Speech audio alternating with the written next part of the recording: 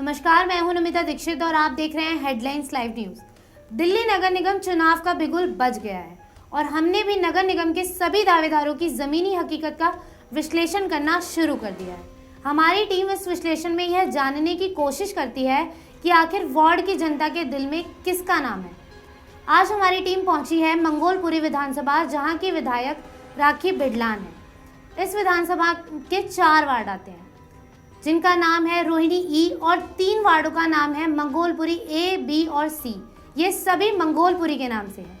हमारी टीम जब रोहिणी ई ward number 53 में पहुंची तो यह देखा कि सभी पार्टी से कई दावेदार अपनी पार्टी से टिकट मांग रहे हैं। हमारी टीम ने सबसे पहले आप पार्टी के दावेदार अनिल मित्तल जॉनी से मुलाकात की, जिनकी दावेदारी मजबूत बताई जा रही है। हमने यह जानने की कोशिश की कि आखिर ऐसे कौन से काम हैं जो इन्होंने किए हैं और पार्टी उन्हें मौका देगी तो वह कौन से काम जनता के सबसे पहले करेंगे। देखें इस रिपोर्ट में। अनिल मित्तल पार्टी की स्थापना से जुड़े हुए हैं और पार्टी संगठन को मजबूत करने के लिए हमेशा काम करते रहे हैं। अनिल मित्तल जिस वार्ड से तैयारी कर रहे हैं उस वार्ड की कुल वोट आबादी लगभग 55,000 है, जिसमें गरीब तबके की वोट के साथ मीडियम परिवारों की भी संख्या बहुत है। इस वार्ड में बनिया समाज की वोट निर्णायक भूमिका का काम करती है। यह वोट आप पार्टी के लिए चुनौती भरा है, क्योंकि यह वोट पिछले कई चुनाव से भाजपा के खाते में रहा है और वर्तमान में भी पार्षद बीजेपी पार्टी से ही है। इन सारे सवालों को लेकर हमने भी कई सवाल पूछ लिए अनिल मित्तल जॉनी से। देखिए हमारी यह खास रिपोर्ट। नमस्कार, आप देख रहे हैं हेडलाइंस लाइव न्यूज़ और मैं हूं आपके साथ मोहम्मद रफ़ी। दिल्ली नगर निगम 2022 के जो चुनाव हैं वो सर पर है, नज़दीक आ गए हैं।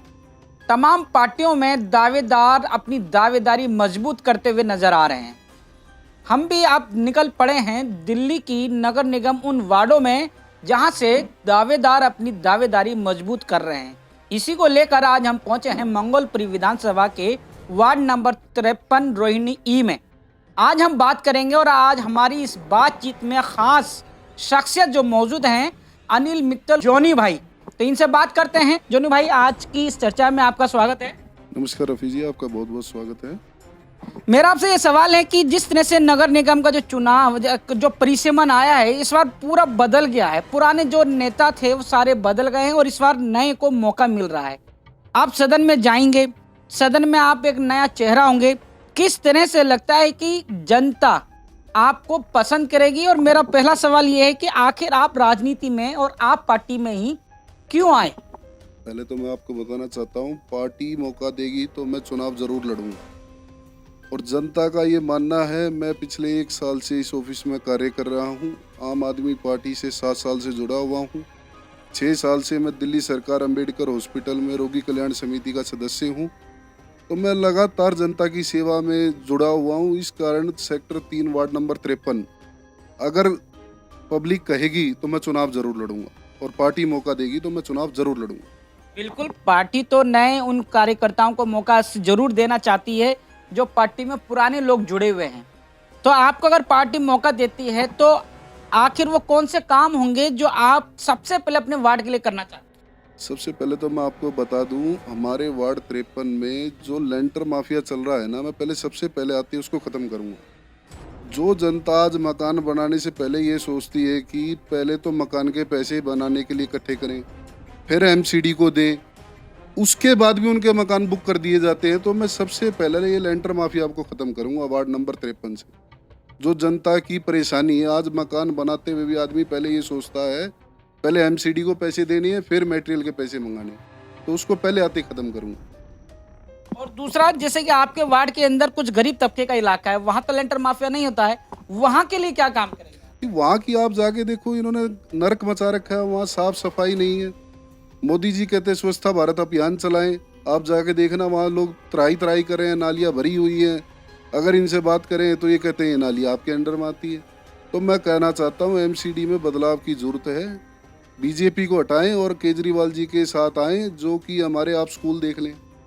अगर आप हमारे स्कूल देखेंगे, आज प्राइवेट स्कूल से बच्चे का एडमिशन नाम कटवा कर सरकारी स्कूलों में करा जा रहा है, तो ये अरविंद केजरीवाल जी की फैसिलिटी को देखते हुए करा जा रहा है कि लोग कहते हैं हाँ स्कूल इतने बढ़िया, हम प्राइवेट में पैसे क्यों दें जब हमारे को फ्री में उससे बेहतर सुविधा मिल रही है। आप हमारे हॉस्पिटल देख लें जाके, जहाँ एक पेट सीटी स्कैन का टेस्ट 30,000 रुपये का है, जिसको फ्री में कराया जा रहा है। कोई ऑपरेशन है वो फ्री हो रहा है, अल्ट्रासाउंड फ्री है। बिजली, पानी, शिक्षा, सीसीटीवी कैमरे, आप जगह जगह चले जाएं, हर जगह सीसीटीवी कैमरे लग रहे हैं, एलईडी लाइटें लग रही हैं, माताओं बहनों के लिए बसें फ्री हैं। तो ये जो सुविधा है, इससे बदलाव चाहती है आम आदमी पार्टी के नेतृत्व में। आपको लगता है कि ये जो दिल्ली सरकार और पूरी दिल्ली के अंदर जो काम किए हैं, इसका असर आपको इस चुनाव में देखने को मिलेगा? बिल्कुल मिलेगा, निश्चित मिलेगा। पब्लिक चाहती है एमसीडी में अब की बार आम आदमी पार्टी की सरकार चाहती है, और आने के बाद हम दिखा देंगे हमारा काम दिल्ली में भी था और एमसीडी में भी हो जाएगा, और लोग ये नहीं कहेंगे कि ये काम इसका था या उसका था। मैं सभी दिल्ली वासियों से कहना चाहता हूँ, आने वाले 2022 में एमसीडी चुनाव में आम आदमी पार्टी को भारी बहुमत से जीताएं, जिससे कि हम सारा काम, नाली सफाई, जो ये करप्शन मचा रहे हैं। आज आप देख लो, बलसवा लैंड पे 18 लाख रुपए की मशीन है, 1 करोड़ 80 लाख रुपए उसका महीने का दे रहे हैं, किराया दे रहे हैं। तो ये करप्शन है और क्या है। नवल्टी सिनेमा बेच दिया, सब कुछ बेचे जा रहे हैं। ये तो ये सोच रहे हैं एमसीडी से हमने जाना ही है, जितना करप्शन कर लिया जाए उतना कर रहे हैं। मतलब कि ये बात उन पर मोहर लग रही है कि एमसीडी जो 15 साल से भाजपा चला रही थी, वो आखिर अपने आप को फेल महसूस कर रही है, और जिसका खामियाजा इस वाले चुनाव में देखने को मिलेगा। ये जनता अपने आप बता देगी आपको, 2 महीने की बात है, उनको अपने आप पता चल जाएगा उन्होंने कितनी डकैती करी है एमसीडी में। ये जनता दिखा देगी 2 महीने बाद, हमें कहने की जरूरत ही नहीं है। आने वाले जो 2 महीने हैं, अप्रैल में, इसमें चुनाव है नगर निगम का, और जिस विधानसभा और जिस वार्ड में मैं हूँ, इस विधानसभा से जो विधायक हैं वो आप पार्टी से हैं। और ये जो वार्ड है, मैं आपको इस वार्ड की पृष्ठभूमि पर नजर डालना चाहता हूँ कि ये जो वार्ड है, पिछले कई सालों से, बल्कि 2-3 बार के चुनावों से ये बीजेपी के पक्ष में रहा है ये वार्ड। लेकिन एक चैलेंज और चुनौती है इस वार्ड के लिए। अनिल जी, मैं एक ये है कि इस चुनौती को कैसे स्वीकार करेंगे कि इस वार्ड के अंदर जो बीजेपी का जो गढ़ रहा है, इसको कैसे तोड़ेंगे? आप चुनौती तो 2020 का चुनाव उठा के देख लीजिए हमारी मैडम का। पहले हम 20,000 से जीते थे, आज हम 34,000 वोटों से जीते हैं। तो बदलाव साफ नजर आ रहा है। आप पब्लिक पे, ग्राउंड पे जाकर देखें, बीजेपी की त्राही कर रहे हैं लोग। कहीं साफ सफाई नहीं है, नाले जाम पड़े हैं, बारिश में घरों में पानी भर जाता है।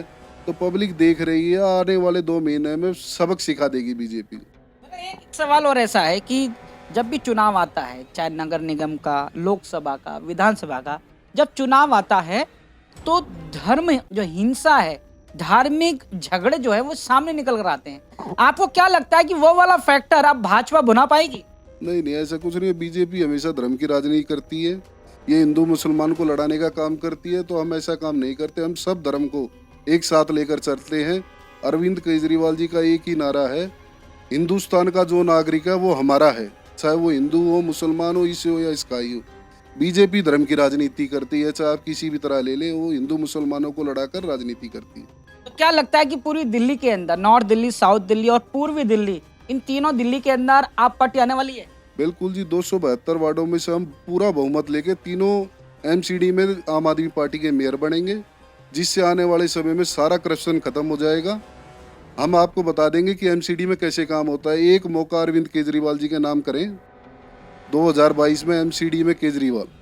भरोसा है पूरा इस बार? बिल्कुल, जनता का मूड बना रखा है।